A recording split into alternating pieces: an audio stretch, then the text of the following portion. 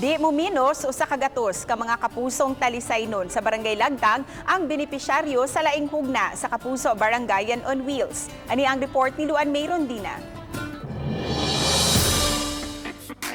Kabahin kini sa kasaulugan sa ika-71 ka tuig nga anibersaryo ug sa padayon nga pagserbisyo sa Kapuso Network sa mga Sugbuanon. Usa ka bag nga puno sa mga grocery items gikan sa GMA ug pamahaw gikan sa mga private partners ug sponsors mao'y gipang-apod-apod sa mga taga-barangay Lagtang ganihang buntag.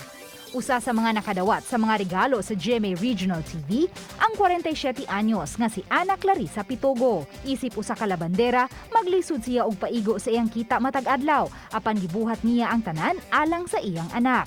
Maong dako niyang pasalamat kay nakatabang ang Kapuso Network sa iyang panud-an. Buwan gyud kayo, grabe gyud kayo. Wala gyud may makaon kay itong higayon na akong bana wag yung mga trabaho nya. Labi ko yung mga batang gagmay. Thank you GMA Regional TV.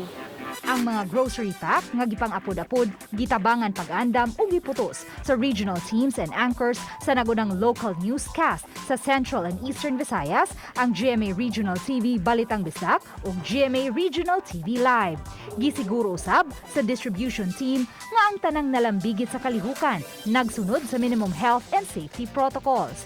Kanunay usab ang pagpahinumdom sa mga beneficiaries sa kamahinungdanon sa insaktong pagsulob sa face mask ug face shield.